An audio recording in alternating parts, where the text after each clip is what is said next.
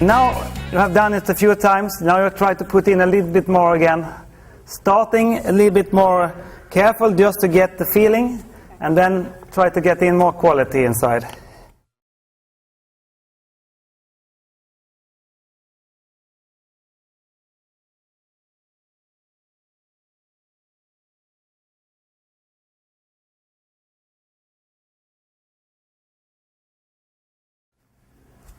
Travers. Straight.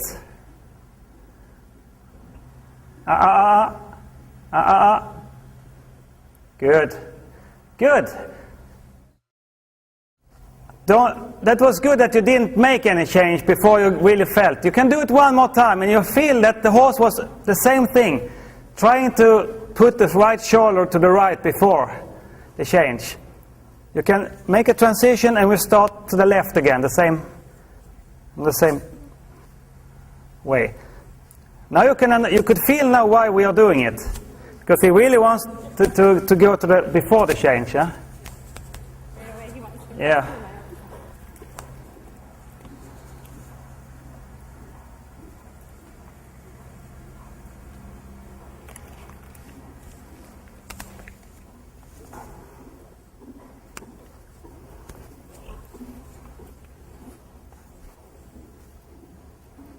Straight.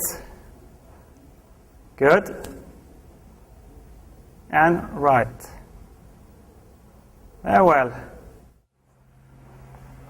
Now a little bit more energy. And more energy. Good. Straight. Good. Very well. And walk. Pat him. Now you could see what happened. She put more energy, more activity, and the change came up more in the air. Could you feel it with the change? It came up more in the air with the change. So I think she's a really, really nice rider. Maybe what could be good for you is to think about these three zones we have. The comfort zone, the stretch zone, and the panic zone. I don't want you to go in the panic zone, but sometimes maybe you're a little bit too careful. You know what I mean? You're and it's really the horse like you a lot. But you're sometimes a little bit too much in the comfort zone all the time. You know what I mean? And that's okay when the things are new.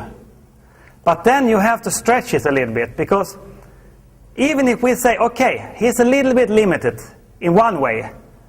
Again, it's a fantastic horse. He is in Grand Prix level. How many people have a Grand Prix horse? But maybe there is a little bit more inside him than you think. You know what I mean? Because I can see, and you don't need to. I don't think you are in the mentality that you're. I'm not afraid that you're going to do too much, because you are. I can feel how you are as a rider. You know. One thing I have to explain for you here, you cannot do miracles in 1 or 2 days.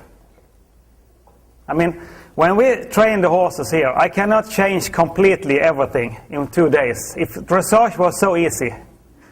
But you all know, if you are trainers, that you have to have a lot of passion. It takes time. Eh?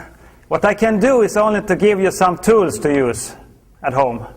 Some exercise, some tools a lot of these things, some of you already did. Fine. But if you only can walk out from here and have 3-4 new aha, that was quite interesting. Then you are a little bit stronger as a trainer. That's the way I do. Anki had a clinic in Sweden. We have a CDI 3 weeks ago. And Anki was there competing and had a kind of demo, only like quick in the evening. And of course I was standing and looking at that. But I can tell you, 70% of all riders was in the hotel drinking beer. Not drinking beer, but riders are not drinking beer, but no, but you know what I mean? It's very easy that you think, I have seen it before. I ride my way. I think you have, like I said yesterday, you have to be a really good rider, to be a really good trainer. You have to have an open approach to look at your colleagues and other trainers, and Kira is my trainer. She is super on these things. She can pick up things from everywhere. From circus, you know, circus, you know these things? Yeah, sometimes she can pick up one more thing that they are doing there, you know, and that's why she's so good. Try to work on the things that you can change, not on the things that you know that you cannot change. Don't put energy in that. She knows that she can never do train changes for a 9 with him, because he's building like this. The canter, Courtney, is a little bit, you know, this is his way of cantering. He don't have these really front legs and really like that. And if she should try to press him every day to get that, she should never get it anyway. It's useless to try to do it.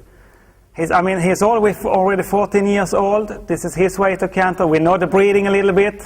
This is the way. So what are we going to concentrate on? Exactly what you're doing, to try to ride them straight, to try to make no mistake.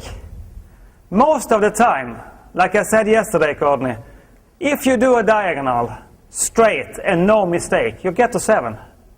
If they are straight, relaxed, and without any mistakes, you get to 7. And 7 is not that bad. Instead of trying to do 8 and get really crooked and these things, you know. So you have to ask yourself, what horse do I have? What kind of material do I have to work with?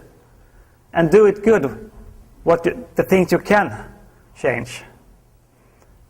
But then we have, and I think she's doing that quite well. And this horse is feeling, for me, super honest. And I think it's very much because the rider is very, very honest to the horse. What I always do, when I'm learning, you can let him walk a little bit.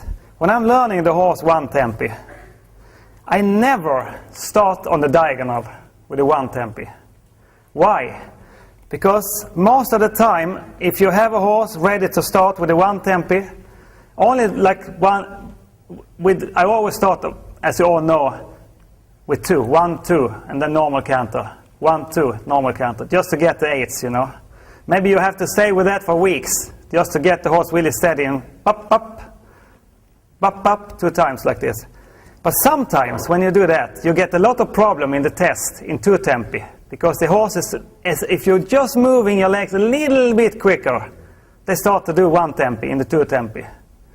But if you only start with the 1 tempi on a completely new line that you're never using in a competition, then it's smaller risk that the horse is misunderstanding you, mixing it up in the beginning.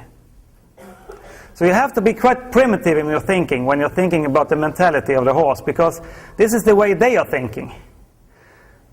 So sometimes when I'm getting problems later on, when I learned everything, I go back to the quarter line and make, or a long side or a quarter line, and make the 1 tempis, because sometimes on the diagonals, I think it's the same thing as when you're cantering up on the medium and on the center line. The horses are so used to do this special thing on the diagonals, so they're starting to